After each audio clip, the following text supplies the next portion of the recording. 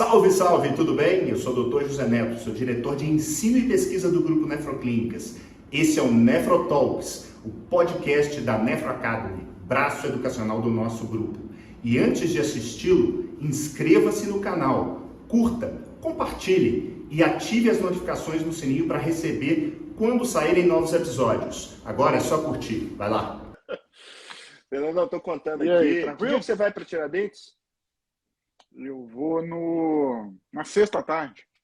Ah, legal. Estarei lá desde quinta tomando um vinho com o Dr. Renato Medeiros. A gente te manda uma foto, pode ficar tranquilo. Eu sei disso. Vocês são muito amigos.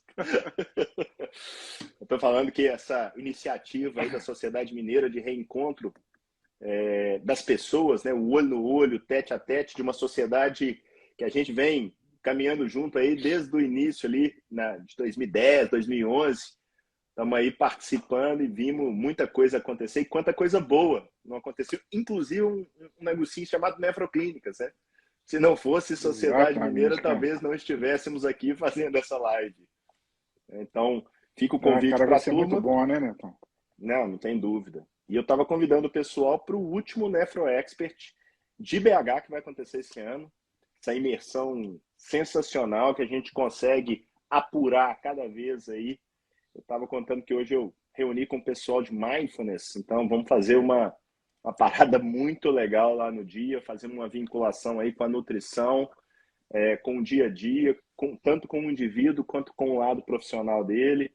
Fechei com o pessoal de finanças, uma pegada muito voltada para o profissional da área de Bacana. saúde.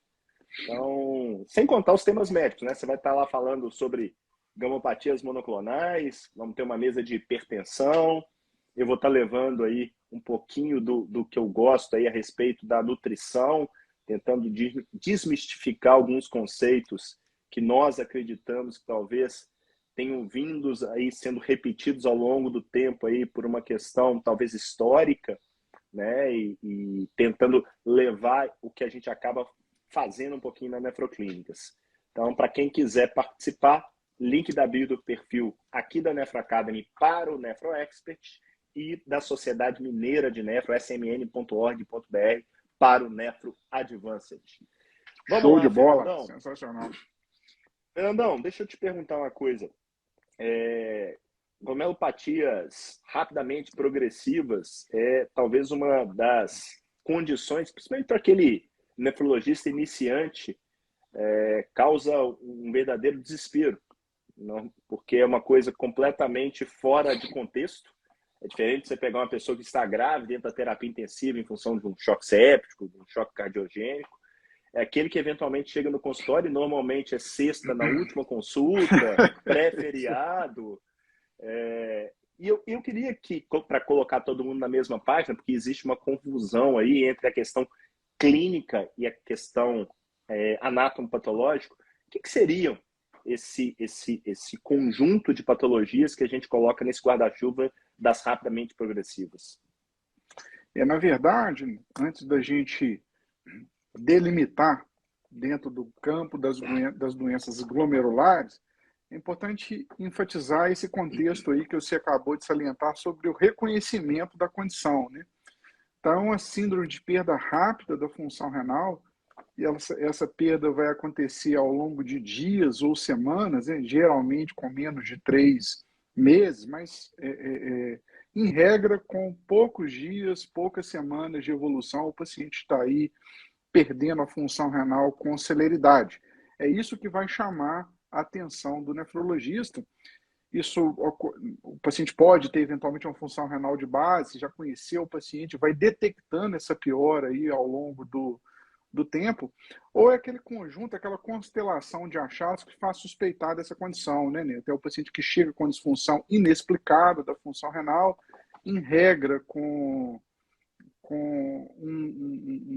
uma imagem, né, se você já tiver disponível, apontando para uma ausência de sinais de cronicidade. Toda vez que isso acontece, você tem que pensar, isso tem que te suscitar o raciocínio, aquela forma de raciocinar bayesiana que a gente faz, né? Onde está o problema, né? que o teste diagnóstico dessa condição vai ser a biópsia renal, mas você, antes da biópsia, você define probabilidades pré-teste para essa condição. Então, toda vez que esse paciente com rápida perda da função renal de dias ou semanas ela está na sua frente, você tem que pensar nos compartimentos renais que podem estar acometidos, né? São os compartimentos clássicos, o compartimento glomerular, o compartimento vascular e o compartimento túbulo intersticial. E cada um desses compartimentos, né, então, vão ter os seus estigmas, né? Os seus marcadores. O compartimento glomerular com seus marcadores clássicos, né? O dismorfismo, a cilindrúria, a proteinúria. O compartimento vascular, normalmente ele pode se apresentar numa forma hemolítica, né? Uma anemia hemolítica, com marcadores laboratoriais de hemólise. Nesse caso, você vai pensar numa microangiopatia trombótica. E já os marcadores tubulares, né, então, eles podem se subdividir em marcadores inflamatórios ou agressão por cilindro, tá? Nos marcadores inflamatórios também são clássicos, né? A eosinofilia, a eosinofilúria, a piúria estéreo. E nos marcadores por cilindro, você geralmente o paciente pode se apresentar com uma nefromegalia, pode ter um achado de uma proteína monoclonal no sangue ou na urina, e isso pode apontar aí para um dano tubular do tipo de nefropatia por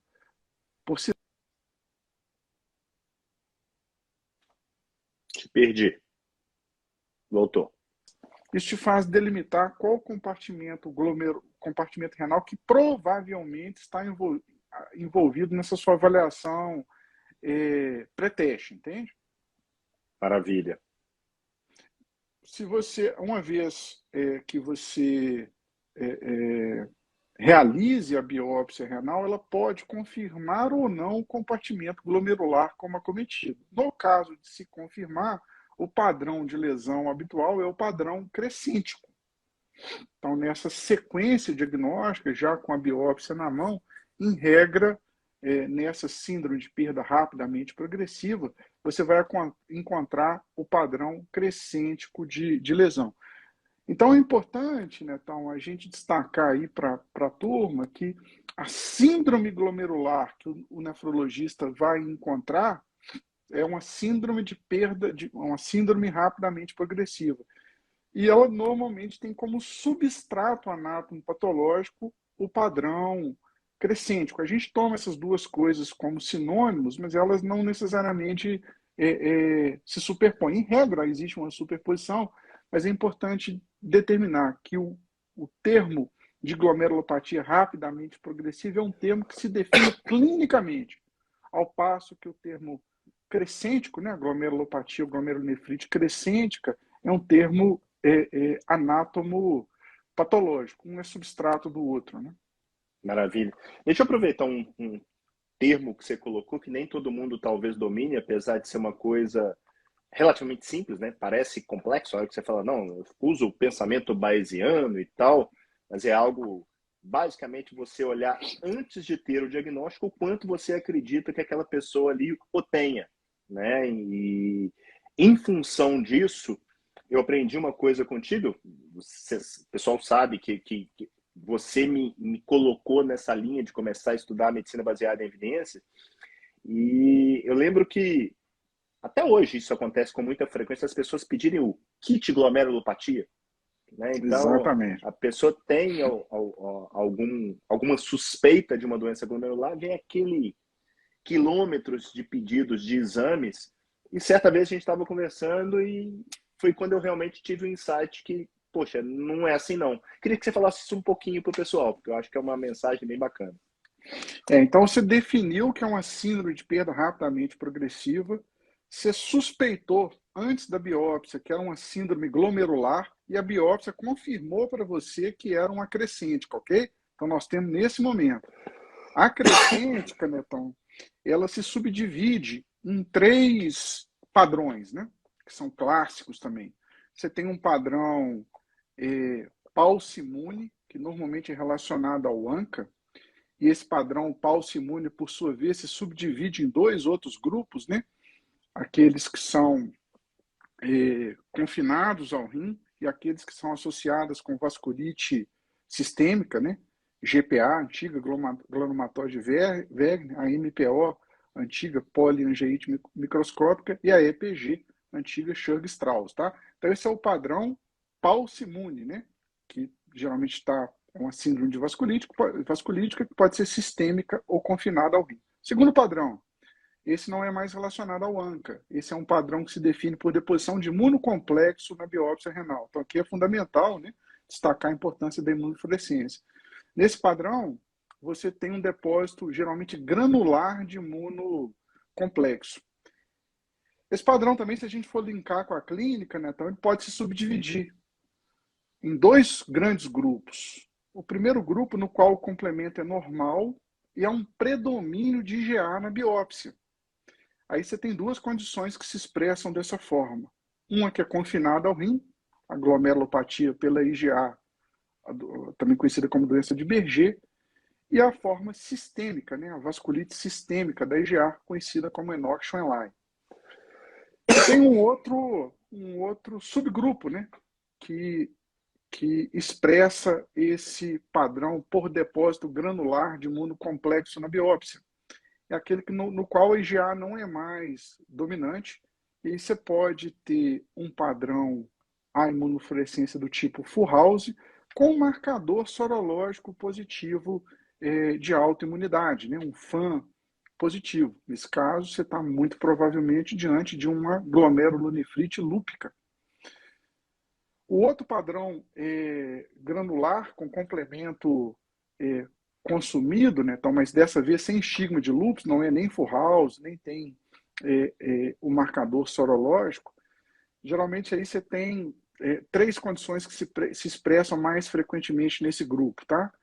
A membrana proliferativa, a glomerulopatia por C3 e a pós-infecciosa.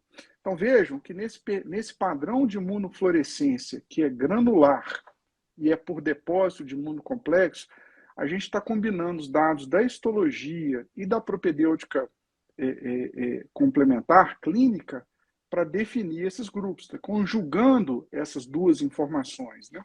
E por fim, né, então, você tem um terceiro grupo de condições no qual o depósito, aqui existe também depósito, mas o depósito aqui não é mais granular, você tem um depósito de IgG que é linear. Então, geralmente, e essa forma geralmente é a doença, essa forma se expressa pela doença antimembrana basal glomerular, que também pode ser confinada ao rim, ou ela pode ser uma síndrome pulmão-rim, que a gente conhece como Churg-Strauss. Então, com esse desenho na mão, você vê... Goodpasture, perdão. Com esse desenho na mão, você vê que você não precisa de muita coisa na propedêutica complementar para formar esse quadro diagnóstico. Você precisa do complemento, principalmente o C3, porque ele tem uma sensibilidade maior, né, para o seu consumo. Você precisa do FAN e você precisa do ANCA. Então, com essas três informações propedêutica complementar, o FAN, o ANCA e o complemento, você consegue desenhar esse primeiro algoritmo diagnóstico que a gente acabou de falar. Então, aquela propedêutica suja, né, com aquele tanto de sorologia, com aquele tanto de solicitação de exame, do ponto de vista de racionalidade, ele não é necessário.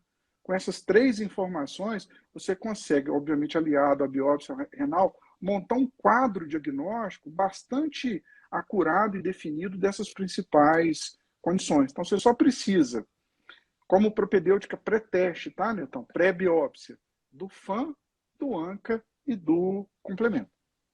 Maravilha. Eu brinquei, mas, de fato, a probabilidade pré-teste dessa pessoa chegar na sexta-feira, na última consulta, ela não é baixa, ela é bastante alta. E se for pré-feriado, então, ainda aumenta mais ainda. E, eventualmente, você vai ter uma dificuldade para conseguir não só exames, mas principalmente uma biópsia. Eu acho que hoje a gente vive num local... BH, a gente consegue isso com uma relativa facilidade, tanto do ponto de vista de coleta de material quanto de leitura, mas nem todo mundo vive numa situação tão confortável. Como você lidaria com isso, ou já lidou, tendo uma situação onde você não tem acesso a uma biópsia? Você aumenta a sua propedêutica laboratorial, você começa a dar o tiro em termos de tratamento mais precoce, como é que você age? Não, essa propedêutica, não, normalmente, né, então, as glomerulopatias rapidamente progressivas, as síndromes glomerulares com perda rápida de função renal, elas são uma urgência médica. Porque a perda de função, a fibrose renal, cara, ela pode se instalar em poucos dias, poucas semanas. Então, aqui é aquele velho adágio, né, de que tempo é néfron, ele se coloca de maneira muito oportuna. Então, o nefrologista ele não pode, em função de uma dificuldade da biópsia, até demora do resultado, ele não pode ficar paralisado diante da condição. Então, se o quadro sindrômico, cara, estiver muito bem desenhado, em regra ele está, né? O cenário não é difícil ser reconhecido, como a gente acabou de falar. O paciente está perdendo muito rápido. Geralmente, esse paciente vai para o hospital, você está acompanhando função renal seriada, ele tem um sedimento urinário indicativo aí de uma síndrome glomerular, creatinina aumentando aí dia a dia, não é difícil você delimitar o cenário e a conduta precisa ser tomada, né? Então, a propedêutica, ela é simples, como eu disse, complemento, por exemplo, não é demorado de se conseguir o resultado, o FAM eventualmente vai seguir o ANCA, vão demorar mais, mas você deve partir para a solicitação da biópsia renal e começar o tratamento de urgência, né? Encarar isso como urgência médica. Então, lembrando que esse é um paciente que vai ser inicialmente manejado não no cenário ambulatorial. Ele pode ser reconhecido no cenário ambulatorial, mas o tratamento, em regra, é um tratamento hospitalar, eventualmente até na terapia intensiva, dependendo aí dos coacometimentos que essa condição implicar, por exemplo, hemorragia pulmonar. Então, esse paciente vai ser manejado inicialmente no hospital. É por isso que o nefrologista hospitalista, né, o nefrologista que lida aí com pacientes internados, é quem, em regra, vai conduzir esse caso, né? Aí, Netrão, esse tratamento empírico da doença, então você reconheceu a condição, você fez essa propedêutica mais simples inicial e pediu a biópsia, mas a biópsia ainda não está na mão. Ou, eventualmente, você tem dificuldade para conseguir, como você bem frisou, no nosso país isso não é incomum. Qual que é a minha sugestão de conduta como tratamento empírico inicial? Tá? Pulsoterapia com corticoide, porque o racional da conduta nessas condições é baseado em 3 pilares. Né? Na anti-inflamação, que você vai obter com corticoide em altas doses, né? Pulso de corticoide. Você tem que diminuir a proliferação linfocitária, isso pode eventualmente ser obtido com um alquilante, e você tem que diminuir a ativação linfocitária. E aí você tem 2 estratégias mais importantes, né, que é o uso do rituximab e da plasmaféresis. Isso aí como painel do nosso racional de conduta, tá? E aí você está diante do seu paciente com essa síndrome delimitada, você começa a pulso com corticoide. Qual é a dose que eu sugiro, cara? Então vai ser metilprednisolona, 500 miligramas por via endovenosa por 3 dias. Após esses 3 dias, você já emenda com a corticoterapia oral.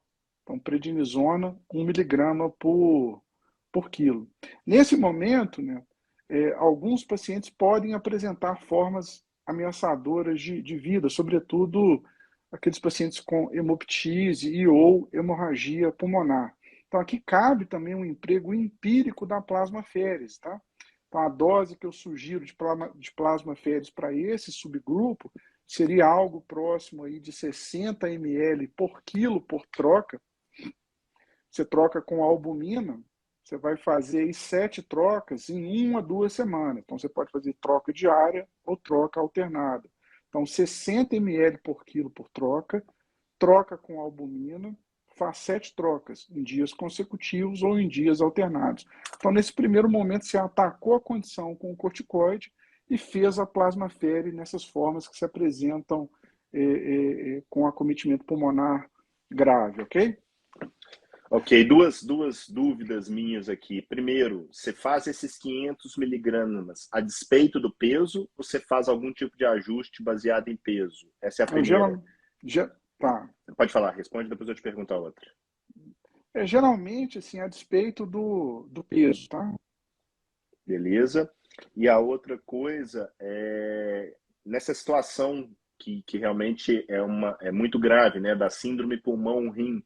Quando você lança a mão da plasmaférese, você não prefere trocar albumina por plasma quando está tendo um sangramento vigente?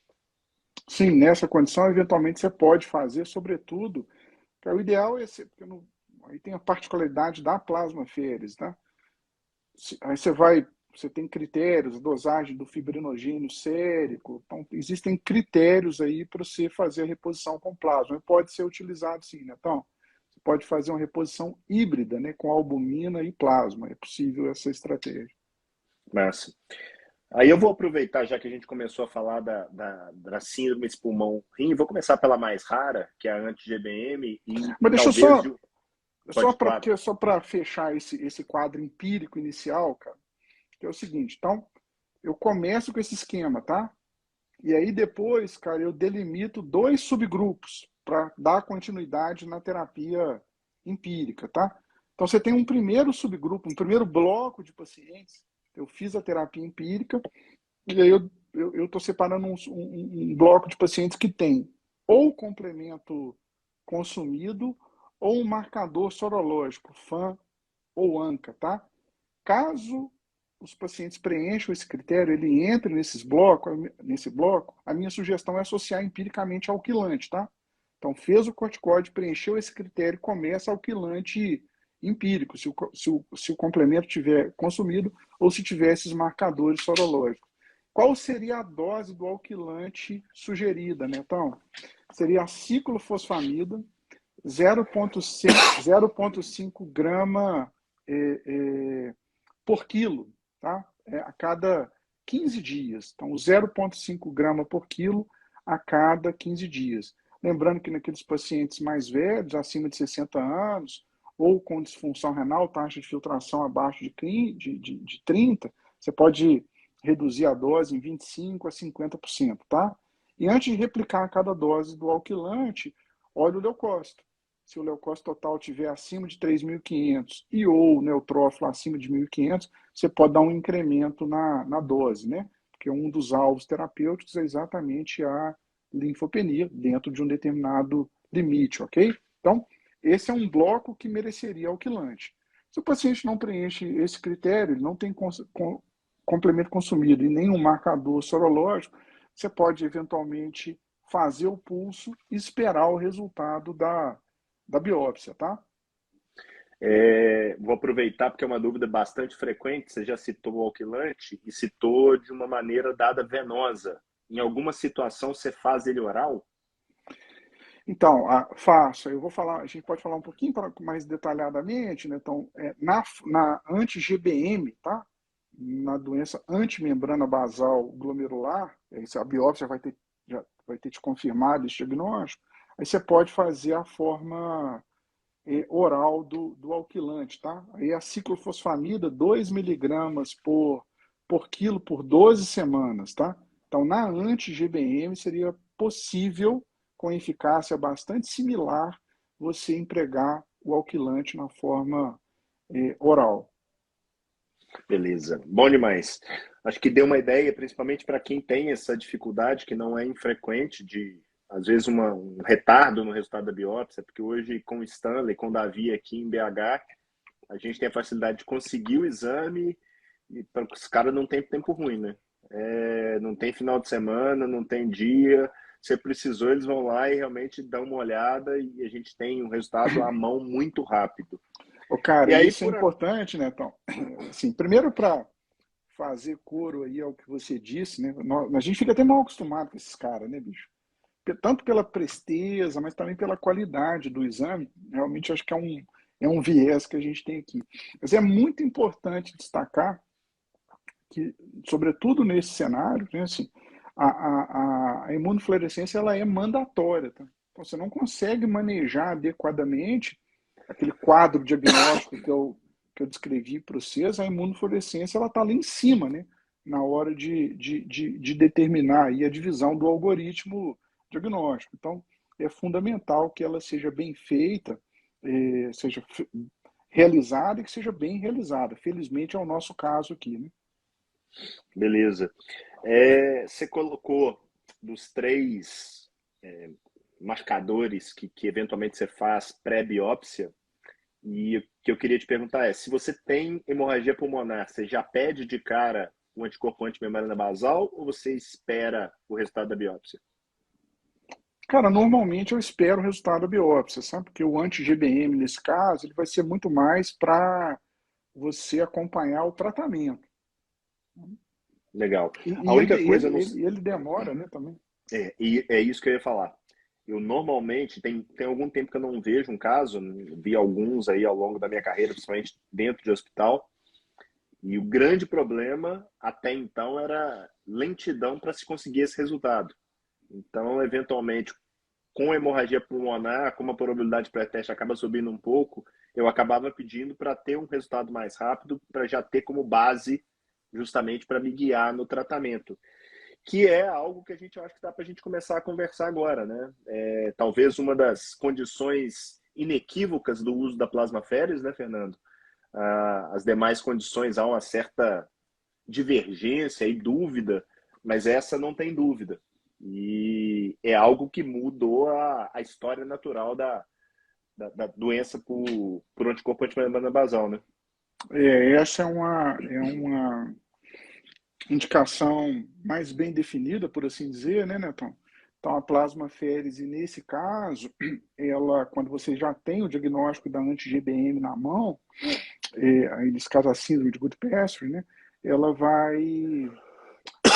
a dose para um adulto médio, ela vai ficar em torno de 4 litros por sessão, então são 4 litros de troca por sessão, e aqui você pode prolongar um pouco mais, tá? 2, eventualmente até 3 semanas de plasmaférese. Então, essa indicação ele é melhor. Quando você tem uma vasculite paucimune, ANCA associada, né? Então, as indicações elas são um pouco mais duvidosas, tá? Mas eu te diria que tem alguns cenários que podem te forçar mais nessa linha. Uma delas é a própria presença da hemorragia pulmonar, a doença duplo soro positivo, né? Quando o paciente ele tem a vasculite e tem a anti-GBM, você também pode ficar mais tentado a indicar a plasmaférese. E quando o paciente tem a vasculite numa forma grave, com diálise e dependência, e a biópsia é uma biópsia com um predomínio do componente inflamatório. Então, muita inflamação e pouca fibrose, tá? Então, nesse caso, mesmo sem a hemorragia pulmonar, você considera que é uma condição ameaçadora de vida, com algum potencial aí de benefício da plasmaférese, tá? Então, na vasculite, né, na paucimune ANCA associada, seriam essas aí as sugestões para uso de plasmaférese, né? A doença duplo soro, a presença da hemorragia pulmonar e a diálise dependência com biópsia mostrando predomínio de inflamação com pouca fibrose. Legal. Tem eu não sei se você chegou, saiu no BMJ, sei lá, esse ano, uma revisão sistemática com meta-análise do uso da plasmaférese nessa condição, né, dessas paucimunes, mostrando nenhum resultado em termos de mortalidade, né, nenhuma diferença, mas uma condição interessante até para a gente pensar. Mais infecção naqueles que eram submetidos à plasmaférese, tanto que a gente acaba repondo imunoglobulina para essa turma, e, por outro lado, menor dependência de diálise naqueles que sobreviviam ao cabo de 12 meses. Né? Então, e a sugestão ali, fazendo uma análise de subgrupo com todos os seus problemas, mostrando que aparentemente os mais graves, justamente esses que você colocou, talvez sejam aqueles que, quiçá, possam ser beneficiados. Como é uma condição grave e ameaçadora à vida, eu acho que a gente acaba sendo mais liberal nessa indicação, sempre tentando, de uma certa maneira, aí, um resgate, né? Não é uma condição... Principalmente quando tem hemorragia pulmonar, né, Netão? E a duplo soro, né? Acho que aí é até um pouco mais fácil a tomada de Sim, decisão. sem dúvida. E, Fernando, você comentou a respeito do uso da ciclofosfamida. Por que há essa... O que você vê? É simplesmente por uma questão de metodologia científica, onde os estudos foram feitos mais num cenário com o uso da droga via oral e outra mais venosa? Ou você vê algum sentido lógico para se usar mais uma via do que a outra em cada cenário, conforme você descreveu? Olha, Netão, essa pergunta ela é excelente, tá? Então, porque a forma oral, o alquilante oral, ele é tão ou mais eficaz do que a forma endovenosa, tá? A grande diferença é a toxicidade. Então, a toxicidade da forma da forma endovenosa, ela é menor, a dose acumulada ela é menor e principalmente a toxicidade vesical ela é reduzida. Então, é basicamente uma escolha em função da menor toxicidade da forma endovenosa. Então, não é por eficácia, porque a maioria das pessoas acha que é por ser um pulso, né, por ser uma forma venosa, seria uma escolha por eficácia, não. É por redução de toxicidade, tá? E lembrando que nesses pacientes críticos, né, às vezes com hemorragia pulmonar, estão entubados em terapia intensiva, você não tem a via oral facilmente disponível, eventualmente. E aí eu já vou emendar uma outra situação dentro do contexto aí da anti-GBM, que é o seguinte: por algum motivo, aquele indivíduo não tolerou ou tem um risco muito alto para a ciclofosfamida. Qual que é a sua segunda escolha no caso de não ter a opção, por qualquer motivo que seja, da ciclofosfamida? Sim, uma alternativa, assim, a evidência para anti-GBM ela é bem mais fraca, tá? Mas você pode eventualmente usar o rituximab, tá? Também. O rituximab ele tem lugar, né, então, como uma estratégia alternativa ao alquilante nas vasculites ANCA relacionadas, tá? Então é uma alternativa ao alquilante. Caso você use o rituximab, a dose sugerida é 1 grama por via endovenosa de 15 em 15 dias, um total de 2 doses. Então, lembrando assim, o contexto, né? A gente identificou o paciente, começamos aquele tratamento empírico que eu descrevi. Aí você fez a biópsia mostrou um padrão ANCA, falsimune ANCA associado. Então você tem essas duas opções. Você continua o esquema de alquilante empírico, igual a gente tinha começado, 0,5 grama por quilo por via endovenosa de 15 em 15 dias e mantém essa estratégia do alquilante por 3 a 6 meses, né, Tom? Isso quando a biópsia te confirma o padrão crescente com o pulso imune ANCA associado. Uma alternativa seria o rituximab, tá? Beleza. O paciente entrou em remissão nesse padrão. O que você faz? Você parte para uma estratégia de manutenção, quando é ANCA associada, né? Na manutenção, também tem um detalhe. Quanto tempo depois você começa a manutenção nessa condição?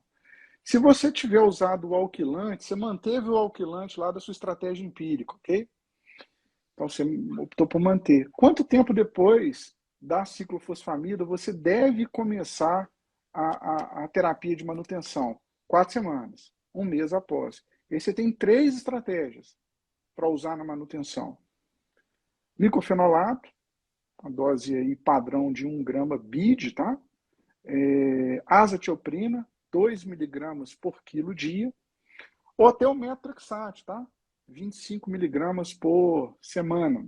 São 3 opções que você tem para manutenção na pulse imune ANCA associada.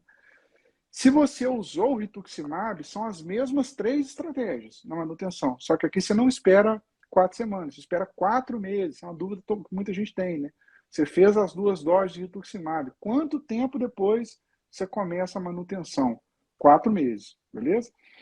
No padrão anti-GBM, antimembrana basal, você pode, como a gente conversou, né, Netão, manter a ciclofosfamida empírica, como a gente descreveu, 0,5 grama EV de 15 em 15 dias, então você faz empírico, mantém aí por 3 a 6 meses. Como é que você monitora a remissão nesse caso?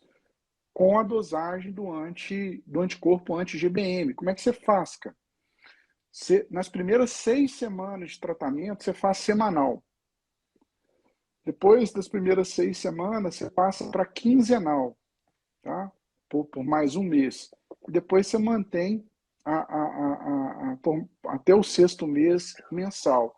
E você considera em remissão quando você tem 2 dosagens consecutivas desse anticorpo negativo. Esse é o critério de remissão, tá?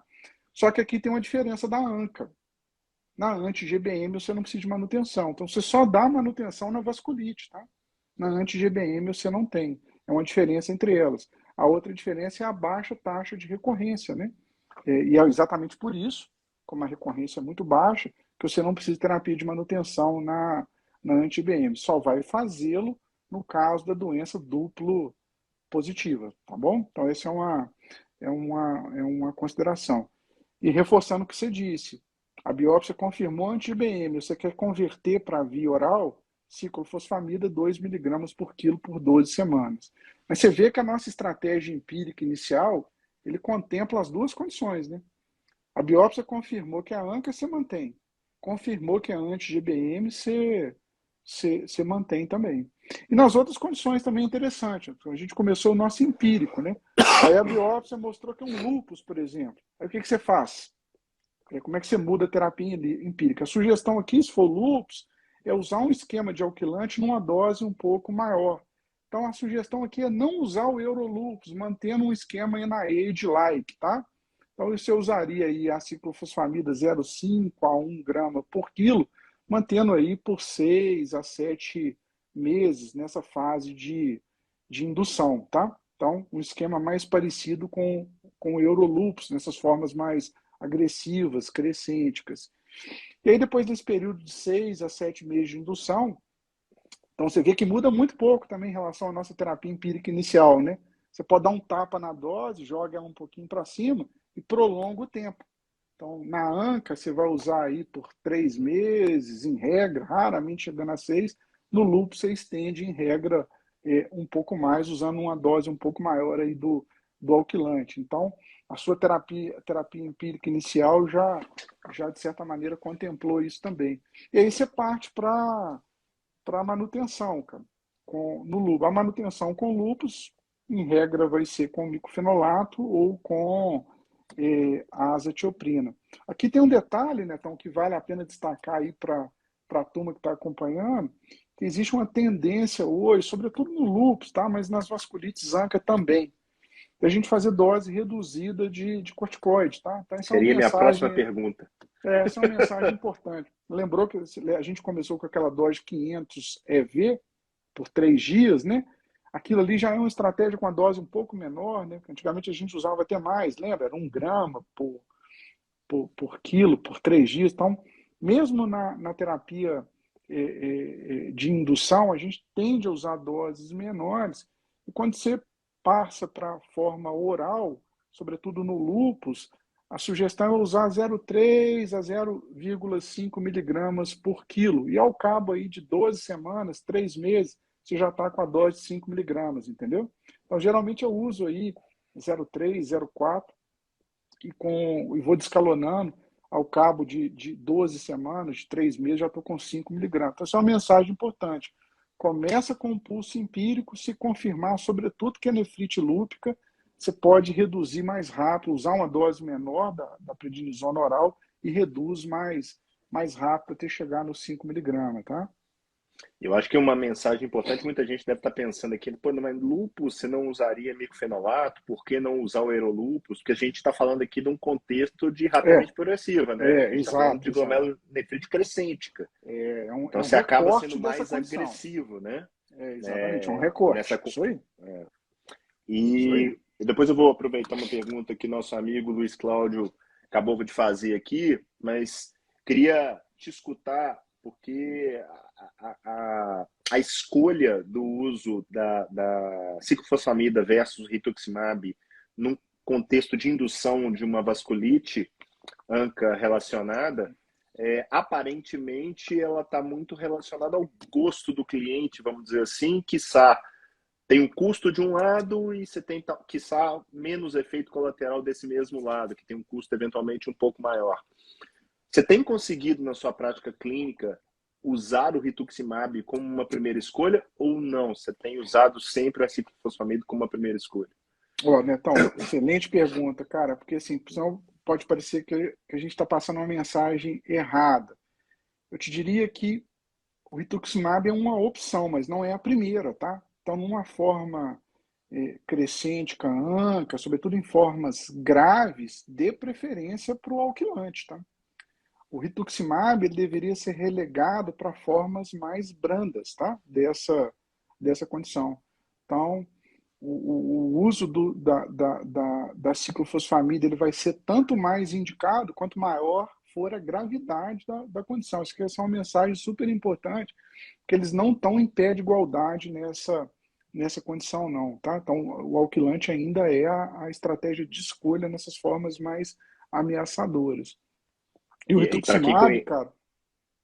Para quem conhece a literatura, os estudos, eles são praticamente todos de não inferioridade, né? São estudos que não demonstraram que o rituximab é superior. Ele é simplesmente uma opção, quiçá com menos eficácia, mas eventualmente com mais efeito adverso. Então, acho que a mensagem que eu tenho também é essa aí. O que tem de diferente, que a gente sempre pode colocar assim, como estratégia alquilante, porque o nefrologista ele vai pegando mão com o uso de alquilante, de ciclofosfamida, né?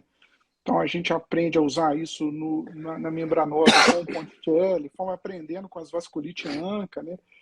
Já fazemos isso com lúpus há muito tempo, mas se a gente colocar esses dois polos aqui em destaque, o lúpus você vai usar nessas formas crescênticas a estratégia com doses mais altas, e né, a gente aprendeu que na vasculite não precisa usar dose tão alta. Você pode usar aí 0,5 grama por quilo, às vezes com tempo mais reduzido, 3, 4 meses, geralmente a parada da indução já vai estar resolvida, você já migra para manutenção. Isso é uma mudança ao longo do tempo, né, no manejo das vasculite ANCA, né? A gente antes carregava muito à mão, hoje a gente usa uma dose um pouco menor comparado com o esquema loop com NIH-like, né? Vamos chamar assim. O Luiz está perguntando aqui, no caso de recidiva nas vasculite ANCA, ele colocou aqui no caso da manutenção com asa, que é relativamente frequente, se sua opção seria o rituximab ou você faria alguma outra coisa? Assim, a recidiva é um grande desafio, lembrando que as vasculite ANCA são doenças recidivadoras, né, gente? Então, não é incomum você ter que retratar o paciente. Então, o retratamento, eu se possível, tento com a outra droga. Então, eu tratei com alquilante, com ciclofosfamida, recidivou, eu tentaria o rituximab. Isso nem sempre é a nossa realidade, né, cara? Uma outra alternativa seria se aumentar a dose do micofenolato, tá? Seria uma outra, se o paciente tolerar, porque o rituximab ele não é de fácil acesso, né, Netão? A gente tem muita dificuldade de conseguir mesmo aí na saúde suplementar. O Célio está te perguntando qual que é a explicação da tendência de se usar dose menor que 1 grama na pulso, e eu já vou emendar aqui para você o que você espera aí de uma nova droga que vem surgindo com essa tendência de ser poupadora de corticóide, que é o Avacopan. Então, a resposta eu te diria a seguinte: fútil é fazer mais quando menos é necessário, entendeu? Então a gente foi testando estratégias, porque a toxicidade do esquema de corticoide em alta dose, né, ela é muito grande, né? É um grande problema, todos nós deparamos com isso, né?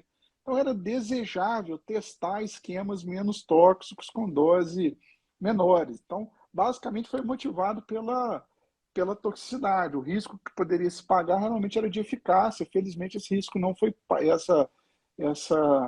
esse preço nós não pagamos, não. Então, como conceito aí, a gente tem conseguido usar esquemas menos tóxicos, mantendo a mesma eficácia. E o Avacopan é uma droga que já tem seu lugar na doença, né? Então, a grande dificuldade aí é a disponibilidade. E nas formas crescênticas, né? Até onde eu saiba, ele não foi utilizado. Então, eu não colocaria ele no rol aí de estratégia, não. Tem um trabalho do ano passado, saiu na New Na England, crescêntica? na Crescente, que é o Advocate. E o Advocate ele testou tanto com ciclo quanto com rituximab, pacientes com ANCA, poupando corticoide, um estudo de não inferioridade. E eu acho que nessa tendência, a gente sempre subvalorizou o efeito adverso de corticoide, né, Fernanda? A gente tem uma mão bem leve para usar corticoide. E eu nem sei se vai ser o avacopan ou se realmente a gente vai usar cada vez menos por tempos mais curtos, conseguindo os mesmos efeitos sem tanto efeito deletério relacionado a essa droga. Mas eu acho que assim, a gente conseguiu cobrir bem esse tema. Já combinei com... Só para terminar o painel aqui, né, dentro dessa lógica que a gente está seguindo, né, Neto?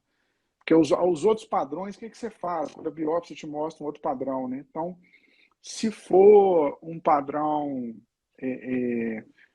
crescêntico relacionado à glomerulopatia do C3, cara, você pode tratar igual vasculite ANCA, tá? É uma possibilidade. E se for IgA, também o padrão, você pode tratar de forma semelhante com a vasculite ANCA. Então, perceba que o nosso esquema empírico inicial, ele poderia contemplar até essas condições.